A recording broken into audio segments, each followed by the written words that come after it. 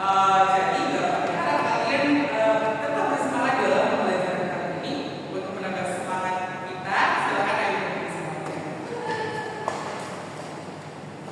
Ayo. Masih ingat berarti jadi fokus ya kan? Ayo kita langsung bersama-sama saja kita dulu. Mulai lagi. 1, 2, 3. Tepuk jadi fokus.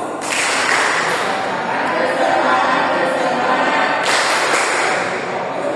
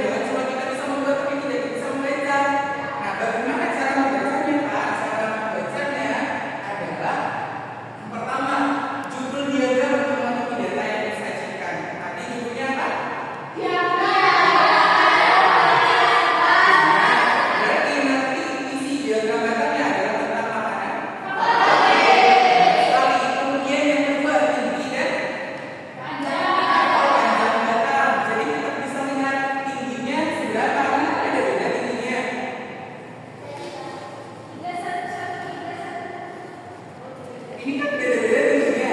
Jadilah dia nantinya hasilnya juga akan beda. Kemudian yang ketiga, skala pada semuanya. Kemudian kalau kita sudah melihat ininya sudah beda-beda, kan skalanya juga akan beda-beda. Nah, skala yang pertama, sate itu berarti ada berapa orang?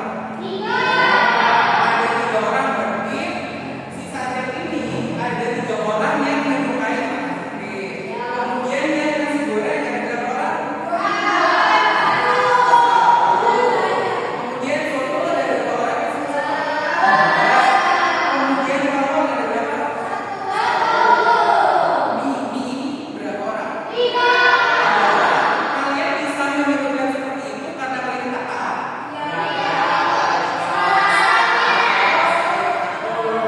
Nah, kemudian yang terakhir adalah perbandingan antara apa itu Pak? Nah, ini karena dia beda jadinya, berarti dia bisa dibandingkan yang mana yang paling disukai dan yang mana yang paling kurang disukai.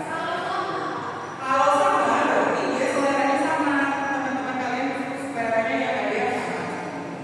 Sampai di sini ada yang mau ditanyakan? Sudah paham? Karena sudah paham, maka akan membuat kelompok membuat kalian menjadi berapa kelompok? 4 kelompok. Sarah dan Meika jadi 1 kelompok. Nevi sampai Ridho jadi 1 kelompok, kelompok 2. Puput dan jadi kelompok 3. Imam dan Dedi jadi kelompok 4. Bapak punya kartu PJ untuk kalian.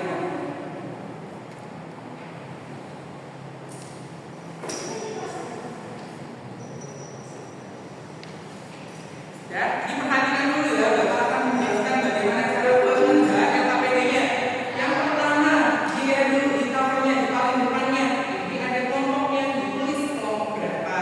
Kemudian nama kelompoknya, jangan lupa nama anggota kelompok kalian. Oke, sudah. Kemudian di sini ada tujuan pembelajaran dan petunjuk pengisiannya. Kemudian di lembar yang ketiga ada tugas-tugasnya. Ayo diperhatikan dulu lembar ketiga, dibuka semua lembar ketiga. Di lembar ketiga ini kalian diminta untuk merumuskan masalah yang telah dibuat kelompok. Masalah tentang apa? Nah, ini adalah masalahnya. Bapak punya masalah. Masalah bagaimana?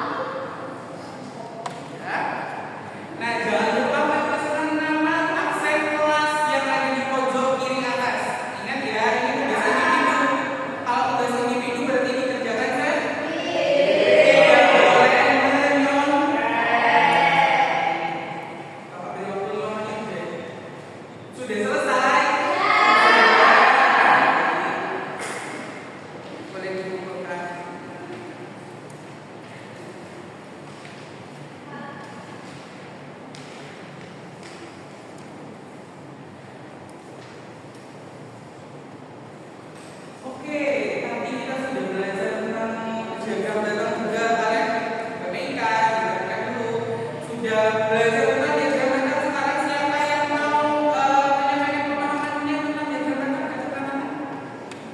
Oke, dari silakan. Gambar yang digunakan untuk menunjukkan jumlah banyak sesuatu. Nah, fungsinya untuk apa diagram datar? Untuk membuat data menjadi mudah dilihat dan didapatkan. Tepuk tangan dong buat kalian. Jadi kalau kita sudah bisa simpulkan dari awal, kita sudah belajar tentang pengertian diagram datar, kita juga sudah membahas tentang apa lagi fungsi-fungsi diagram datar. Kemudian kita juga belajar tentang bagian-bagian. Kemudian kita sudah membuat diagram